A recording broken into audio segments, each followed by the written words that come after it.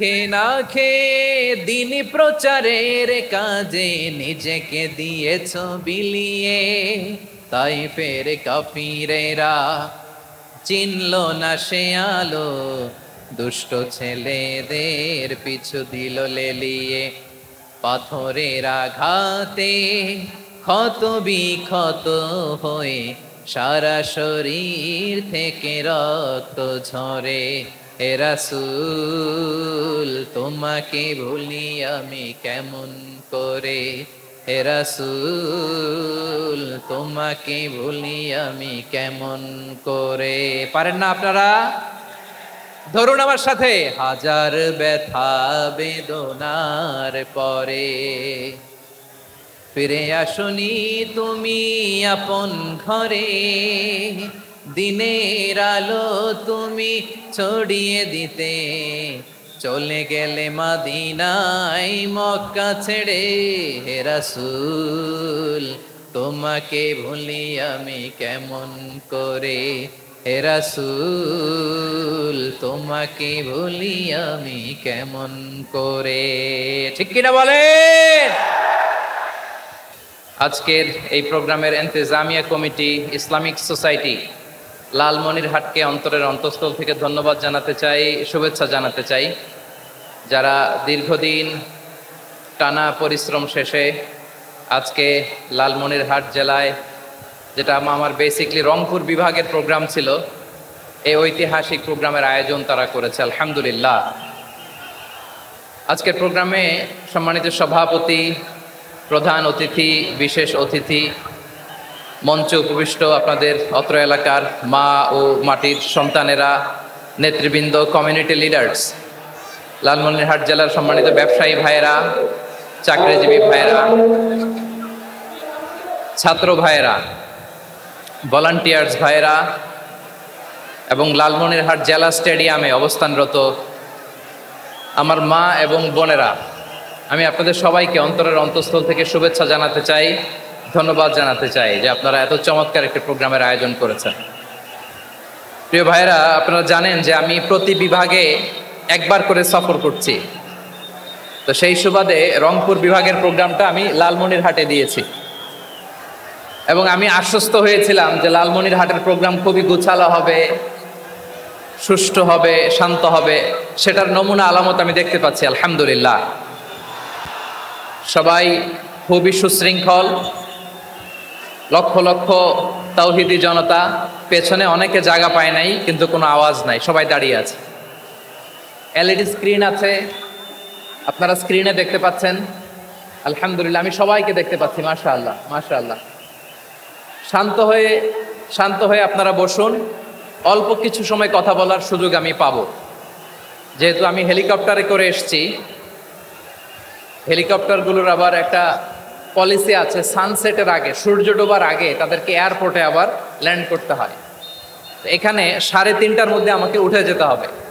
আমি যদি বারবার আপনাদেরকে থামাতে থাকি, শান্ত হতে বলি এবং এগুলোতেই যদি আমরা সময় নষ্ট করে ফেলি, তাহলে এই যে বিশাল মহাসমাবেশ, বিশাল আয়োজন, যেখানে 2-4টা আমি বার্তা দিতে চাই, এগুলো ব্যাহত হবে। লালমনিরহাটের ছেলেরা খুব ভদ্র, শান্তশিষ্ট। আসার পর থেকে আমাকে রিসিভ করা থেকে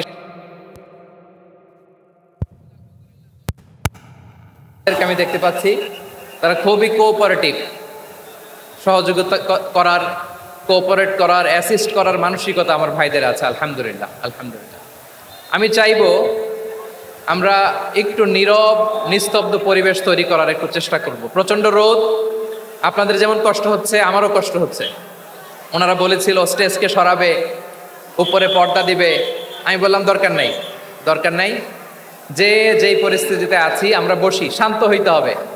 এখানে আমি শান্ত হইতে বলবো, ভলান্টিয়ার্সরা মাইক নিয়ে শান্ত হইতে বলবে, আমাদের সম্মানিত উপস্থাপক উনি শান্ত হইতে বলবে।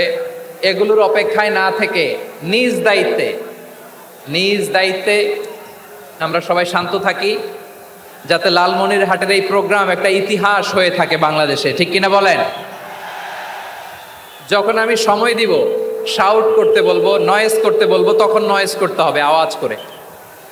আর যখন কথা বলবো তখন একেবারে চুপ থাকতে হবে, একেবারে চুপ। মাশাআল্লাহ, হ্যাঁ ঠিক আছে, একেবারে চুপচাপ। একেবারে চুপচাপ থাকতে হবে, ধুলা উড়ানো যাবে না, সামনে আগানো যাবে না, নিজের নিজের সুবিধা নিরাপত্তা বুঝতে হবে। এটা কোনো রাজনৈতিক সমাবেশ না, এখানে লাফালাফি চিৎকার চেঁচামেচি হাত দেখানোর দরকার নাই, হাত দেখানোর পর্ব শেষ। এখানেও ঠান্ডা হয়ে গেছে মাশাআল্লাহ। হ্যাঁ মাশাআল্লাহ, আমাদের ভলান্টিয়ার্স ভাইরা, আমাদের স্বেচ্ছাসেবক ভাইরা, আইন শৃঙ্খলা রক্ষাকারী ভাইরা অনেক চেষ্টা করতেছে মাশাআল্লাহ, very good. I am very happy to C this scenario মাশাআল্লাহ, আলহামদুলিল্লাহ।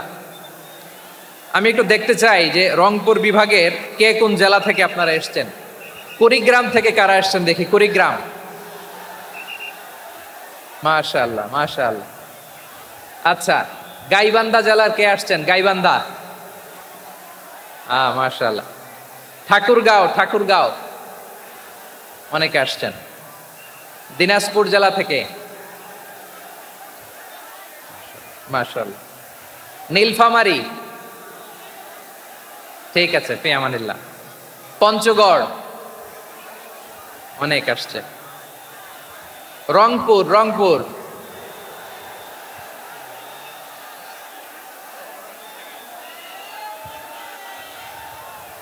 মাশাআল্লাহ মাশাআল্লাহ, ঠিক আছে। লালমনিরহাটের কারা দেখি, লালমনিরহাট,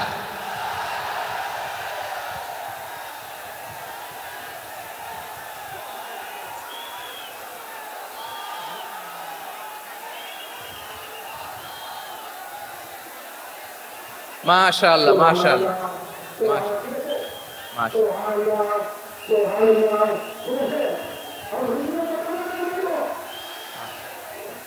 ঠিক আছে ঠিক আছে। আচ্ছা, এই রংপুর বিভাগের বাইরে থেকে অন্য জেলার কারা কারা আসছেন দেখি, তাও আছে অনেকে মাশাআল্লাহ, ঠিক আছে ঠিক আছে। আজকের প্রোগ্রামে উপস্থিত আছেন প্রধান অতিথি হিসেবে অধ্যক্ষ আসাদুল হাবিব দুলু ভাই, সাংগঠনিক সম্পাদক বিএনপি জাতীয় নির্বাহী কমিটির সভাপতি জেলা বিএনপি লালমনিরহাট। বিশেষ অতিথি হিসেবে আমাদের অনেক ভাইরা এসছেন, সবাইকে শুকরিয়া জানাই। সভাপতিত্ব করছেন জনাব আব্দুল হাকিম। আইন শৃঙ্খলা বাহিনী, প্রশাসন, ভলান্টিয়ার্স, শুনেছি আমি প্রায় 5,000 ভলান্টিয়ার্স আপনারা নিয়োগ দিয়েছেন, আলহামদুলিল্লাহ আলহামদুলিল্লাহ। অনেক গোছালো প্রোগ্রাম। আমার প্রাণ ঢালা ভালোবাসা জানবেন, আমার হৃদয়ের গহীন থেকে ভালোবাসা নিবেন, শুভেচ্ছা জানবেন সবাই, ঠিক আছে ঠিক আছে। প্রিয় ভাইরা, আমরা আর কাল বিলম্ব না করে মূল আলোচনায় চলে যেতে চাই। আজকে যে টপিকের উপর আমি কথা বলবো, টপিকটা হচ্ছে peaceful coexistence and communal harmony, শান্তিপূর্ণ সহাবস্থান এবং সাম্প্রদায়িক সম্প্রীতি। আমাদের বাংলাদেশে সাম্প্রদায়িক সম্প্রীতি আছে না নাই? আবহমান কাল থেকে আমরা মুসলিম, হিন্দু, বৌদ্ধ, খ্রিস্টান, পাহাড়ি, নৃগোষ্ঠী মিলেমিশে একাকার, আমরা সবাই মিলে বাংলাদেশ। আওয়াজ করে বলেন ঠিক কিনা? আমাদের পারস্পরিক সম্প্রীতি, ভালোবাসা, সৌহার্দ্যপূর্ণ আচরণ, বোঝাপড়া, এটা বেশ মজবুত, বেশ মজবুত। তবে মাঝে মাঝে আমাদের এই সম্প্রীতির ভেতরে অনেকে ফাটল ধরাতে চায়। আমরা যে সুখে আছি, শান্তিতে আছি, এটা অনেকের ভালো লাগে না, ঠিক কিনা বলেন? আমাদের মধ্যে সাম্প্রদায়িক সম্প্রীতি, সৌহার্দ্যপূর্ণ আচরণ, ভালোবাসা, এটা আবহমান কাল ধরে আছে। তার প্রমাণ, আমরা তাফসিরুল মাহফিলের আয়োজন করলে আমাদের হিন্দু ভাইরা ডিস্টার্ব করে না, ঠিক কিনা? এবং আমি যদি বলি হাত তোলেন, হিন্দু ধর্মের কারা কারা এসেছেন, কত শত কত হাজার যে হাত উঠবে, আপনি অবাক হয়ে যাবেন। আমি চাচ্ছি না হাত উঠাতে। খুলনাতে সর্বশেষ যে আমি প্রোগ্রাম করে গেলাম, সেখানে কয়েকশো হিন্দু ভাই আসছে আমাদের আলোচনা শুনতে, আলহামদুলিল্লাহ। অনেক বৌদ্ধরা আসে, অনেক খ্রিস্টানরা আসে। এবার সফরেও অনেক হিন্দু ভাইরা আমার সাথে দেখা করেছে, তারা বলেছে হুজুর আমরা আপনার আলোচনা শুনি, আলহামদুলিল্লাহ বলেন। So it's our responsibility to present our religion to our non-Muslim brothers and sisters. আমাদের অমুসলিম ভাই বোনদের কাছে ইসলামের সৌন্দর্য তুলে ধরা, এটা আমাদের দায়িত্ব। We all are the ambassador of Islam. আমরা প্রত্যেকে দায়িত্বশীল, আমরা প্রত্যেকে এক একজন ইসলামের অ্যাম্বাসেডর, আলহামদুলিল্লাহ বলেন। এজন্য এমনভাবে দ্য বিউটি অফ ইসলাম, ইসলামের সৌন্দর্য আমাদেরকে ফুটিয়ে তুলতে হবে, যাতে করে নন মুসলিমরা শাহাদা পড়ে কালিমা পড়ে মুসলমান হয়ে যায়। অনেক নন মুসলিম ভাই বোন আমাদের হাতে শাহাদা পড়ে কালিমা পড়ে মুসলমান হয়েছে অনেক।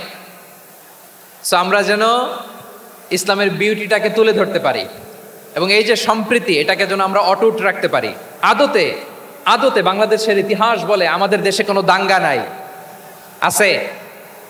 লালমনিরহাটের ভাইয়ের আওয়াজ করে বলেন, আমাদের দেশে হিন্দু মুসলিম দাঙ্গা আছে?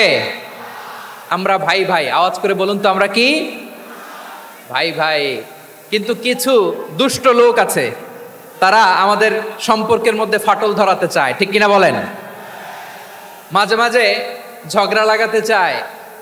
দেখবেন পত্রপত্রিকায় দেখা যায় বিভিন্ন ধর্মীয় উপাসনালয়গুলোতে হামলা চালানো হয়। এগুলো রাজনৈতিক উদ্দেশ্য প্রণোদিত, এগুলোর সাথে ইসলামের কোনো সম্পর্ক নাই।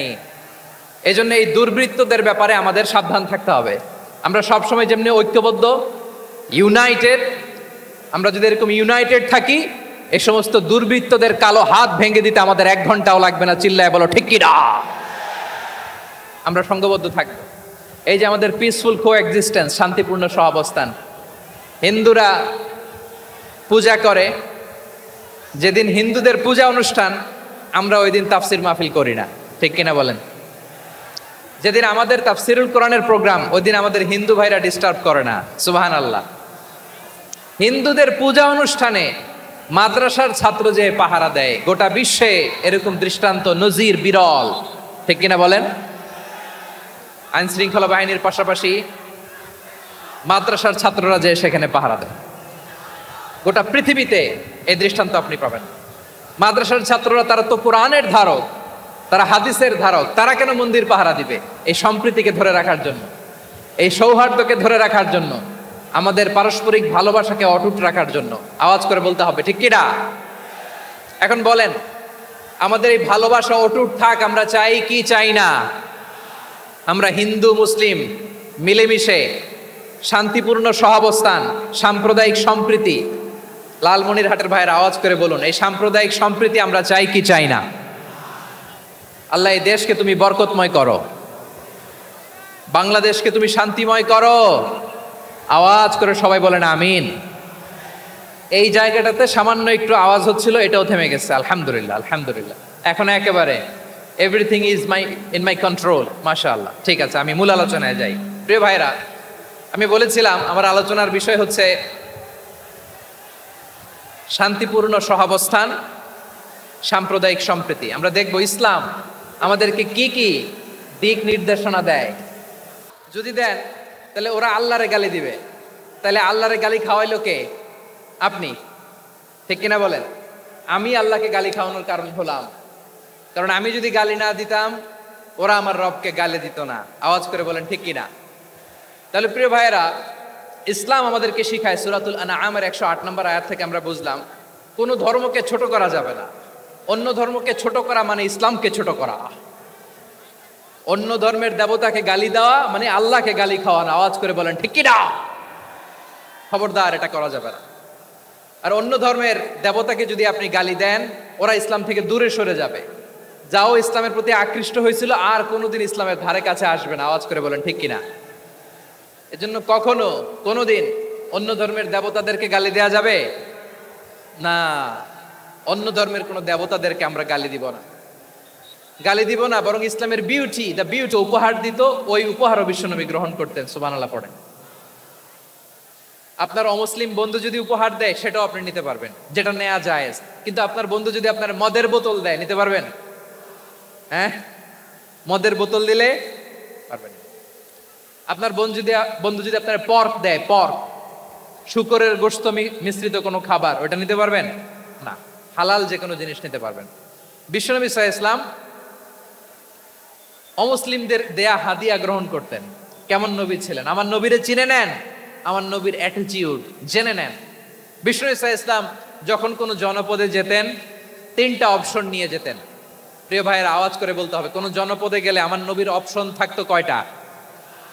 আমার মতো 3 আঙ্গুল উঁচু করে দেখান আর বলুন, আমার নবী কোন জনপদে গেলে কয়টা অপশন নিয়ে যেতেন? 1 নাম্বার অপশন আসলিম তাসলাম।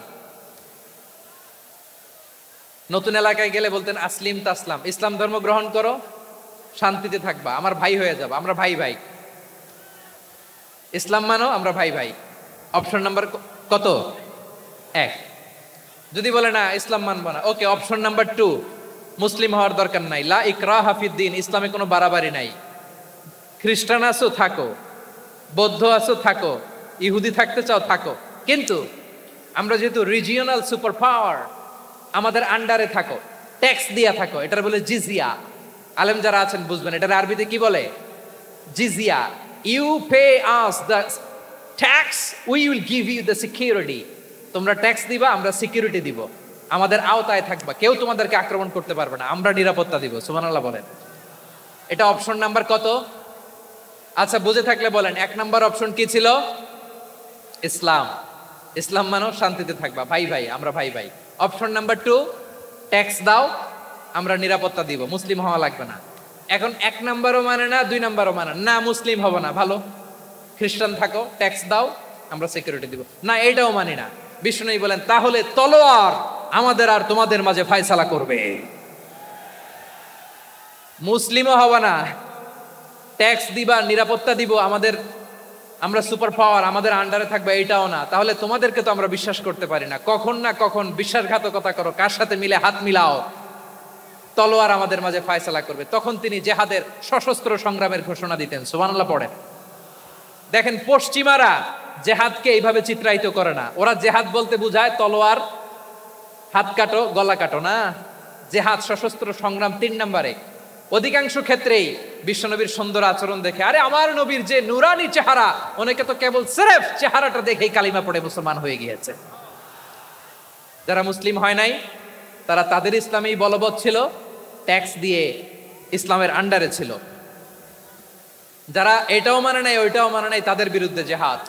বিষ্ণু ইসলাম 7ম হিজরিতে যখন খায়বার বিজয়ের পরে ইসলাম রিজিওনাল সুপার পাওয়ার হিসেবে আত্মপ্রকাশ করলো, বিশ্বনবী চিঠি লিখলেন অন্যান্য সুপার পাওয়ারের কাছে, রাষ্ট্রীয় চিঠি। রাষ্ট্রীয় চিঠি লেখে এক রাষ্ট্রপ্রধান আরেক রাষ্ট্রপ্রধানের কাছে, ঠিক কিনা বলেন? জানেন না আপনারা? এই যে 24-এর ছাত্র নাগরিক অভ্যুত্থানে, এই অভ্যুত্থান যখন শুরু হয়, আমি তখন সাউথ আফ্রিকাতে, একটা স্ট্যাটাস দিয়েছিলাম, কোটা নয় গোটা দেশ সংস্কার করা লাগবে। শুধু বাংলাদেশ নয়, সারা বিশ্বের বাংলা ভাষাভাষী লোকেরা এই আন্দোলনের সাথে সমর্থন তারা করেছে, এটাকে সাপোর্ট করেছে, তারা সমর্থন দিয়েছে। আমাদের ইউনাইটেড আরব আমিরাতের বাংলাদেশি ভাইয়েরা, তারা সেখানে রাস্তায় নেমে এসেছিল, জানেন? ওইখানে ডেমনস্ট্রেশন করা যায় না, সেখানকার সরকার তাদেরকে যাবজ্জীবন দিয়েছিল। তখন আমাদের এই যে প্রধান উপদেষ্টা ডক্টর মোহাম্মদ ইউনূস সরাসরি G2G বলে, এটারে G2G, government to government, G2G, উনি চিঠি লিখলেন যে তাদেরকে, ইউর হাইনেস, হে সম্মানিত আমির, আপনি আমার এই চিঠির কারণে আমার সম্মানে এই 53 জন বাংলাদেশিকে মাফ করে দেন। এই চিঠির বদৌলতে বেকসুর খালাস পেয়ে গিয়েছিল আমাদের ভাইরা। জানেন না এই ঘটনা আপনারা? তাহলে গভর্নমেন্ট টু গভর্নমেন্ট চিঠি দেওয়া হয়। 7ম হিজরিতে বিষ্ণু ইসলাম সব সুপার পাওয়ারের কাছে চিঠি দিলেন, রোমান সম্রাটের কাছে, পারস্য অধিপতির কাছে, মিশরের অধিপতির কাছে, সবার কাছে চিঠি লিখলেন। চিঠির ভাষা ছিল এরকম, মিন মুহাম্মাদিন রাসূলিল্লাহ ইলা মুকাওকিস আযীমিল কিবত, মুহাম্মদ রাসূলুল্লাহর পক্ষ থেকে মিশরের বাদশার কাছে, আসলিম তাসলাম, ইসলাম মানো, শান্তিতে থাকবা, সালামুন আলা মান ইত্তাবা আল হুদা, শান্তি তার জন্য যে হেদায়েতের অনুসরণ করে। সুবহানাল্লাহ পড়েন। তো এই চিঠি অনেকে ভালোভাবে রিসিভ করেছে, অনেকে এই চিঠি পাওয়ার পরে নবীর কাছে আবার ইন রিটার্ন উপহার পাঠিয়েছে। কি পাঠিয়েছে? উপহার। মিশরের বাদশাহ মুকাওকিস, তিনি বিশ্বনবীকে বিশাল এক উপহারের ডালি পাঠিয়েছেন। মিশরের বাদশাহ মুকাওকিস ছিলেন ধর্মে খ্রিস্টান। লালমনিরহাটের ভাইয়েরা আওয়াজ করে বলেন, মিশরের বাদশাহ ধর্মে কি ছিল? খ্রিস্টান। কি উপহার দিয়েছিল আমার নবীকে? শুনতে মনে চায়? আওয়াজ নাই লালমনিরহাটের গলায়, শুনতে মনে যায়? 1000 স্বর্ণ মুদ্রা, 1000 স্বর্ণ মুদ্রা। 2টা খ্রিস্টান দাসী, একজনের নাম মারিয়া বিনতে শামাউন আল কিবতিয়া, আরেকজনের নাম সিরিন বিনতে শামাউন আল কিবতিয়া। একজন খ্রিস্টান দাস 20 থান কাপড় জামা বানানোর জন্য, আমরা নবী যেন সেলাই করে জামা বানাতে পারে এজন্য 20 থান কাপড়, 20 থান ফাইন গার্মেন্ট, সুবহানাল্লাহ পড়বেন না? এরপরে একটা গাধা যেটার নাম ছিল উফাইর, আর একটা খচ্চর এটার নাম ছিল দুলদুল। খচ্চর চিনেন? গাধা আর ঘোড়ার ক্রসিং এ যে প্রাণীটা দুনিয়াতে আসে ওটার খচ্চর বলে। তো এই যে সুপার পাওয়ার, খ্রিস্টান বাদশার কাছে নবী চিঠি লিখলেন, ওই খ্রিস্টান বাদশা আমার নবীকে উপহার দিল, বিশ্বনবী এই উপহারগুলো সানন্দে গ্রহণ করেছে। সুবহানাল্লাহ পড়বেন না? তাহলে অমুসলিম কেউ যদি আপনাকে উপহার দেয়, হালাল উপহার হলে আপনি গ্রহণ করতে পারবেন। অনুরূপভাবে পারস্যের বাদশা, রোম সম্রাট বিশ্বনবীকে উপহার পাঠিয়েছেন, আমার নবী সবগুলো উপহার গিফট গ্রহণ করেছেন। সুবহানাল্লাহ বলেন। তাহলে প্রিয় লালমনিরহাট, আওয়াজ করে বলুন, ইসলাম কি ন্যারো মাইন্ডেড রিলিজিয়ন না ব্রড মাইন্ডেড? আম্মাজান আয়েশার কাছে মাসালা জানতে চায় মেয়েরা, হে আম্মাজান, অগ্নি উপাসকেরা তাদের ঈদের দিন নওরোজের সময় আমাদেরকে পাখি দেয়, নেওয়া যাবে? উনি বললেন, ওরা জবাই করে দিলে নেওয়া যাবে না, কিন্তু ওরা যদি ফলমূল এরকম খাবার দেয় এগুলো নেওয়া যাবে। তার মানে অমুসলিমদের দেয়া উপহার এটা গ্রহণ করা যায়। সুবহানাল্লাহ বলেন। শুধু তাই নয়, বিষ্ণু ঈসা ইসলাম অমুসলিমদের সাথে আর্থিক লেনদেনও করেছেন, ফিনান্সিয়াল ডিলিং করেছেন। অমুসলিমদের সাথে প্রয়োজনে আপনি ফিনান্সিয়াল ডিলিং করতে পারবেন। আমরা প্রায় দেখি বাজারের মিষ্টির দোকানগুলো আমার হিন্দু ভাইদের। লালমনিরহাটে মিষ্টির দোকান, দইয়ের দোকান কারা চালায়? হিন্দুরা চালায় না? তারপরে যে বারবার শপ, চুল কাটে যে নাপিত, অধিকাংশ নাপিতের দোকানে কারা? আমার হিন্দু ভাইরা। তা আপনি চুল কাটতে পারবেন কিনা? পারবেন কিনা বলেন? পারবেন। তার দোকান থেকে দই মিষ্টি কিনতে পারবেন কিনা? হ্যাঁ, আমার মুসলিম ভাইয়ের দোকান থাকলে ওইটারে আমি বেশি প্রায়োরিটি দিব, ঠিক কিনা? কিন্তু যদি তাদের সার্ভিস নিতে চান, প্রোডাক্ট নিতে চান, পারবেন। তার দলিল সহিহ বুখারী, আম্মা জান আয়েশা রাদিয়াল্লাহু তাআলা আনহা বলেন, ইশতারা রাসূলুল্লাহ সাল্লাল্লাহু আলাইহি ওয়াসাল্লাম মিন ইয়াহুদিয়িন তুআমান ওয়া রাহানাহু দিরআহু মিন হাদিদ। রাসূল সাল্লাল্লাহু আলাইহি ওয়াসাল্লাম এক ইহুদির কাছ থেকে, কার কাছ থেকে? সবাই বলে নাই কার কাছ থেকে? আমার নবী, পেয়ারা নবী এক ইহুদির কাছ থেকে জব কিনেছিল, জব, বার্লি যেটা দিয়ে রুটি বানায়। ওই জবের দাম দেওয়ার টাকা পয়সা নবীর কাছে ছিল না, ফলে নবী ওনার একটা পোশাককে মর্গেজ রেখেছিলেন, মর্গেজ, বন্ধক, যে এখন এটার দাম দিতে পারবো না, কয়েক কেজি বার্লি নিয়ে যাই আর বন্ধক হিসেবে আমার জামাটা রেখে গেলাম, যেই দিন দাম দিব ওই দিন জামাটা ছুটাই নিয়ে যাব। সুবহানাল্লাহ পড়বেন না? বাকিতে নিছিলেন, বাকিতে। দিরআহু মিন হাদিদ, লোহার তৈরি বর্ম, মানে যুদ্ধের পোশাক, লোহা দিয়ে বানানো। বিষ্ণুনবী বললেন, কয়েক কেজি জব দাও, টাকাটা পরে দিব, এখন টাকা নাই, বন্ধক হিসেবে, মর্গেজ হিসেবে আমার জামা রেখে গেলাম, যখন টাকা দিব জামা ছুটায় নিব। আওয়াজ করে বলতে হবে সুবহানাল্লাহ। এ থেকে বোঝা গেল অমুসলিমদের সাথে ফিনান্সিয়াল ডিলিং করা যায়, অর্থনৈতিক লেনদেন করা যায়, কেনাবেচা করা যায়, প্রোডাক্ট কেনা যায়। এমনকি আমাদের মসজিদে নববীতে বারান্দায় আপনারা একটা অটোমেটিক ফ্লাইং আমব্রেলা দেখছেন? সূর্য যখন বাড়ে মসজিদে নববীর বারান্দায় ইয়ার্ডের মধ্যে অটোমেটিক্যালি কিছু আমব্রেলা আছে, সাঁ করে খুলে যায়, আর সূর্যের তাপ লাগে না।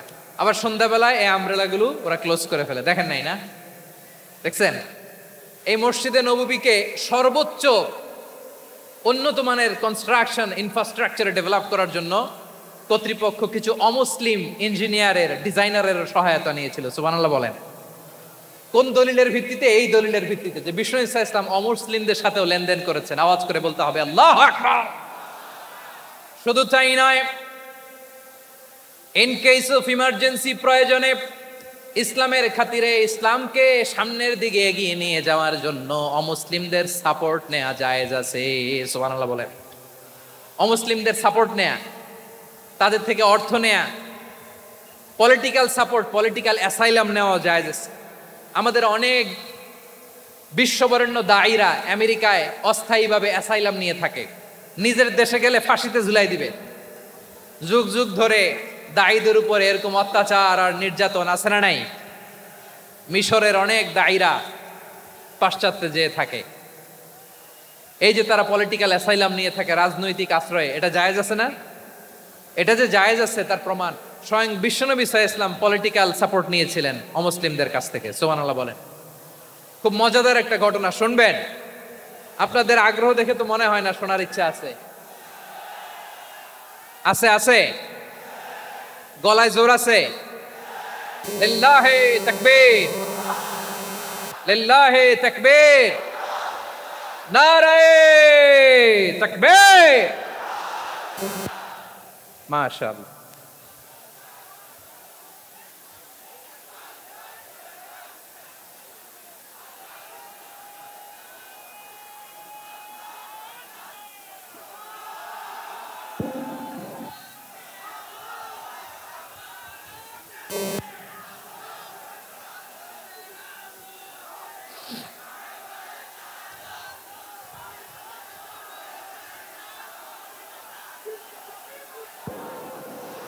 মাশাআল্লাহ মাশাআল্লাহ।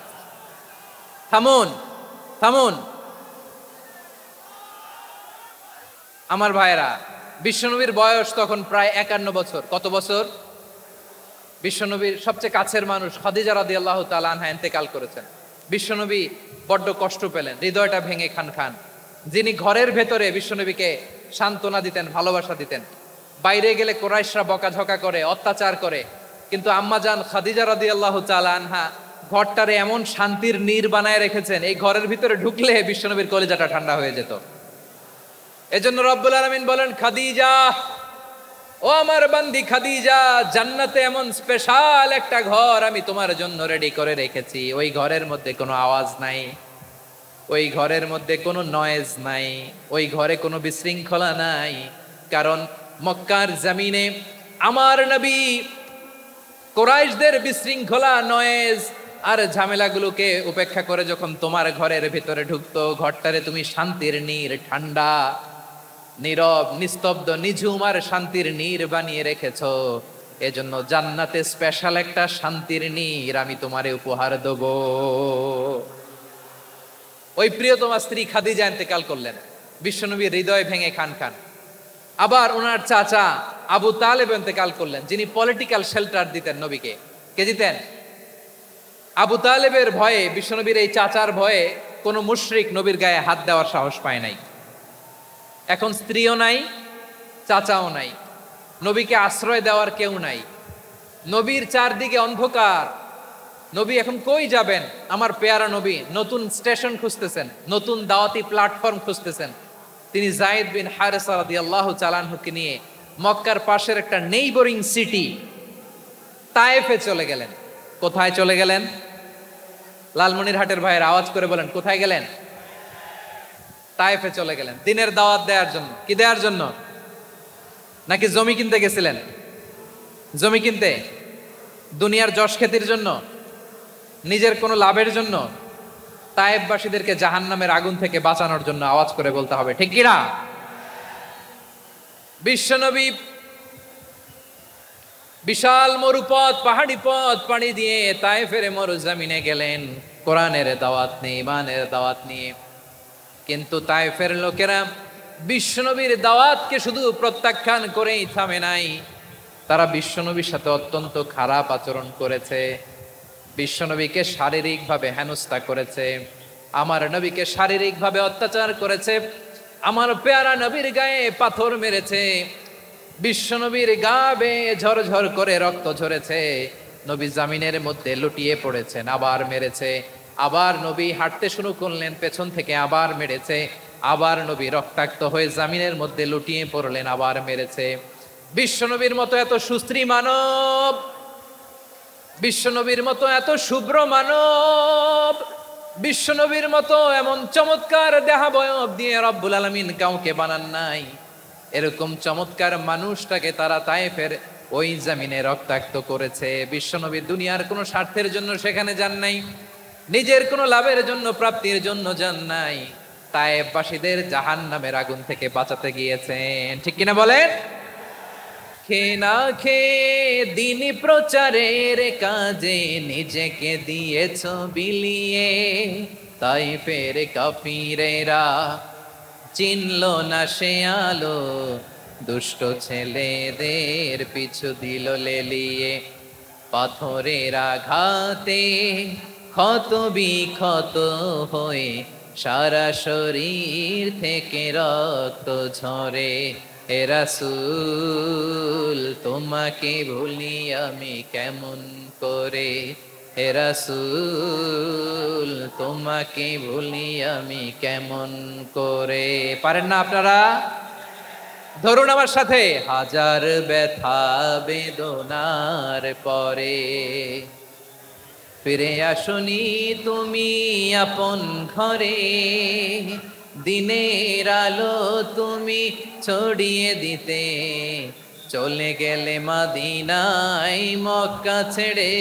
হে রাসূল তোমাকে ভুলি আমি কেমন করে, হে রাসূল তোমাকে ভুলি আমি কেমন করে। ঠিক কিনা বলেন? প্রিয় ভাইরা, তায়েফের ছেলেরা নবীকে রক্তাক্ত করলো। আমার নবী কই যাবে? কই যাবে?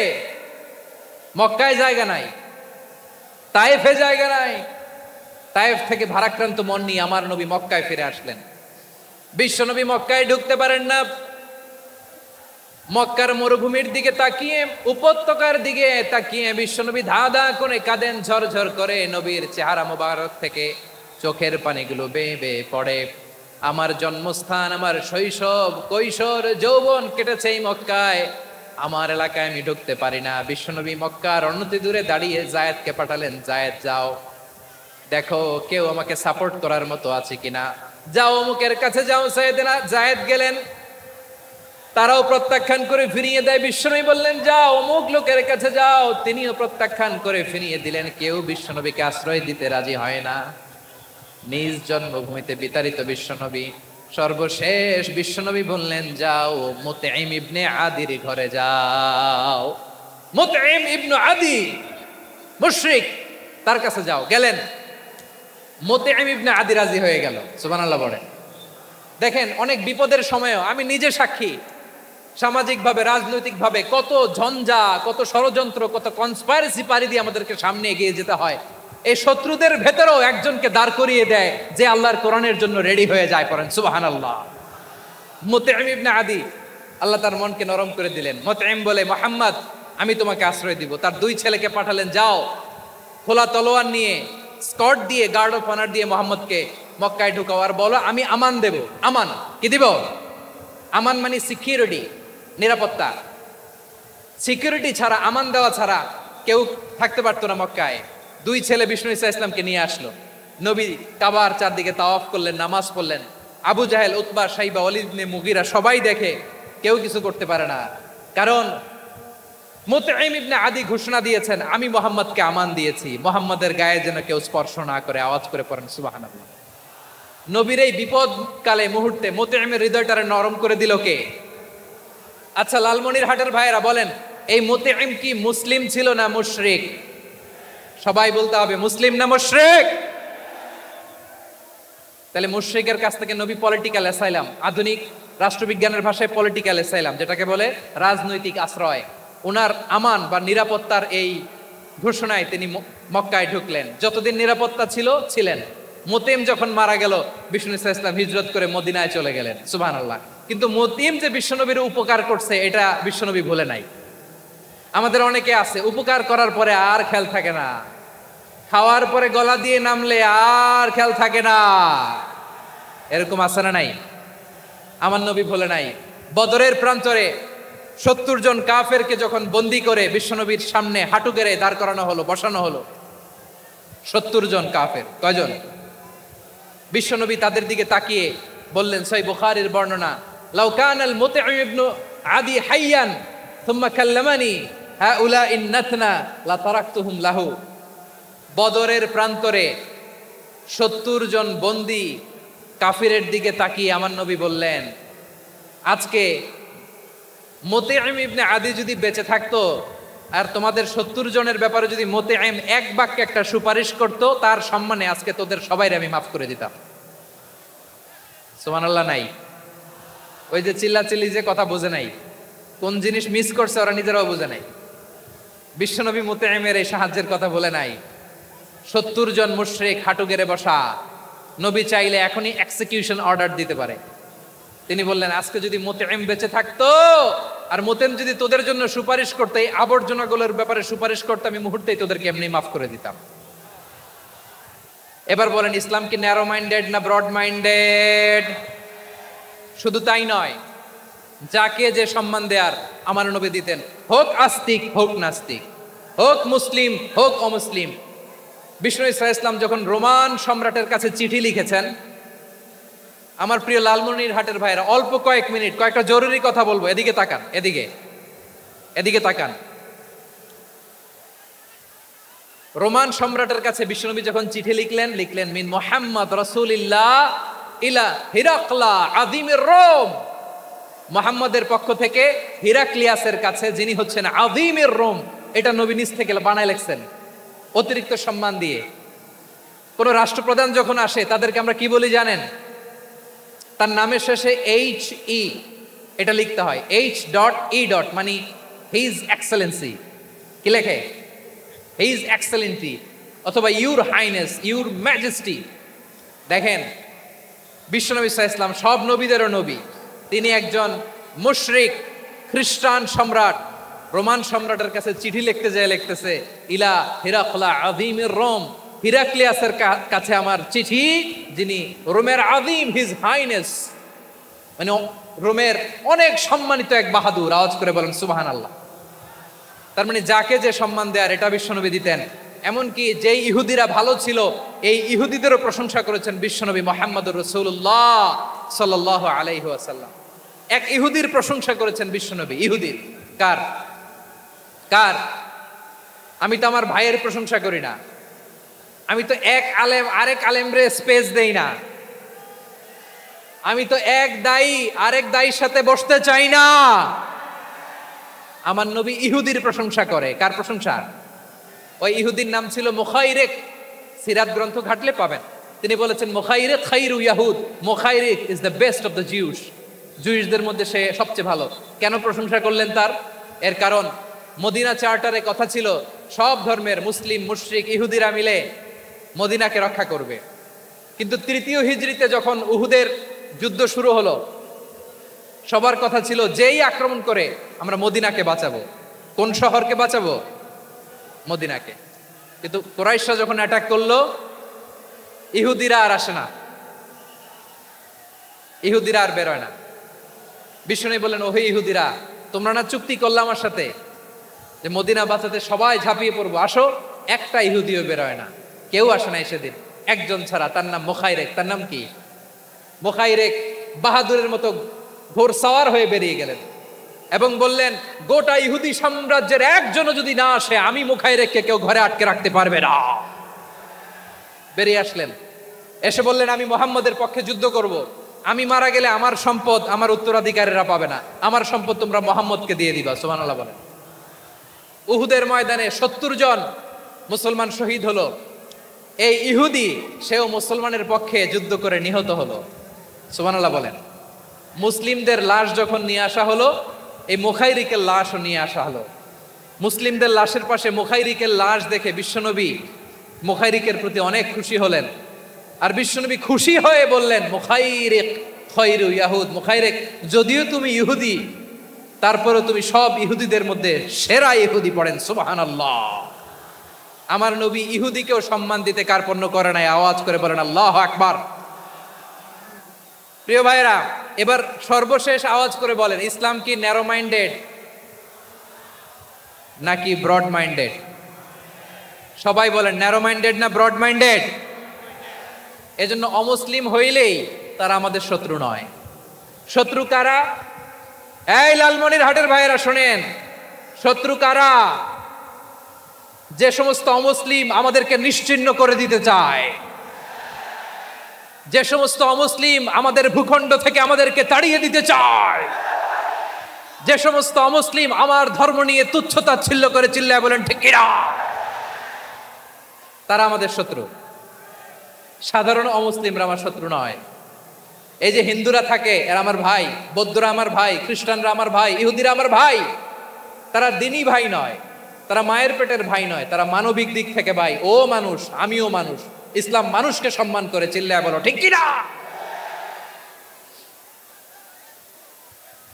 যারা আমাদের অস্তিত্বকে নিশ্চিহ্ন করতে চায়, যারা আমাদের ভূখণ্ডকে দখল করতে চায়, যারা আমাদেরকে নিয়ে মকারি করে, ফান করে, টিটকারি করে, আমার ধর্ম নিয়ে খেলা করে, তাচ্ছিল্য করে, ওদের বিরুদ্ধে আমাদের জিহাদ। সাধারণ মুসলিম আমাদের শত্রু নয়। আপনি জানেন নিউ ইয়র্কে, আমি তো নিউ ইয়র্কে ছিলাম অনেকদিন, ওখানে ফিলিস্তিনিদের পক্ষে যখন আমরা মিছিল করেছি, অনেক ইহুদি আমাদের সাথে মিছিলে দাঁড়িয়েছে। কারণ ওরাও জানে এই ভূখণ্ড ফিলিস্তিনিদের ভূখণ্ড। আওয়াজ করে বলো লালমনিরহাট ঠিক কিনা। ইসরায়েলের রাজধানী খোদ তেল আবিবে অনেক ইহুদিরা বেঞ্জামিন নেতানিয়াহু তার বিরুদ্ধে মিছিল করেছে। তো তারা কি আমাদের শত্রু? না। অনেক খ্রিস্টান আমাদের সাথে, আমাদের স্বার্থ রক্ষায় আমাদের পাশে দাঁড়িয়েছে। খেয়াল রাখবেন, হিন্দু আর হিন্দুত্ববাদ এক নয়, ইহুদি ধর্ম আর জায়নিজম এক নয়। জায়নিজমের বিরুদ্ধে আমাদের সংগ্রাম, আমাদের জেহাদ, চিল্লায় বলেন ঠিক কিনা। এই যে ফিলিস্তিনের ভাইয়েরা, তারা তাদের স্বাধীনতা সংগ্রামের জন্য লড়াই করছে, করে যাচ্ছে, আমরা এটাকে সমর্থন জানাই, চিল্লায় বলো ঠিক কিনা। কাশ্মীরের ভাইয়েরা স্বাধীনতার জন্য সংগ্রাম করছে, আমরা সেই সংগ্রামকে সমর্থন জানাই, আওয়াজ করে বলো ঠিক কিনা। যারাই আমাদের ইসলামকে নিশ্চিহ্ন করতে চায়, তাদের বিরুদ্ধে আমাদের সংগ্রাম, আওয়াজ করে বলতে হবে ঠিক কিনা। ওই সমস্ত দুর্বৃত্তদের সাথে আমাদের কোনো সম্পর্ক নাই। আমরা যদি ঐক্যবদ্ধ থাকতে পারি, ওই দুর্বৃত্তরা চান্স পাবে না। আমরা ঐক্যবদ্ধ থাকতে রাজি আছি। লালমনিরহাটের ভাইয়েরা, আমরা ঐক্যবদ্ধ থাকলে ওই দুর্বৃত্তদের কালো হাত ভেঙে দিতে আমাদের সময় লাগবে না। তাদের কালো হাত ভেঙে দিতে রাজি আছে মুসলমান? কারা কারা রাজি? দু হাত তুলে দেখাও।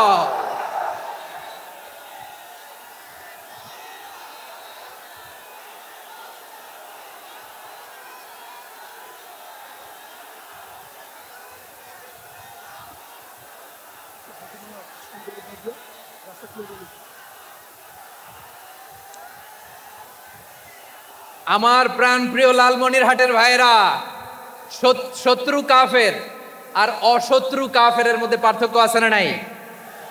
আবু তালেবও মুশরিক, আবু জাহেলও মুশরিক, কিন্তু দুই মুশরিকে পার্থক্য আছে না নাই?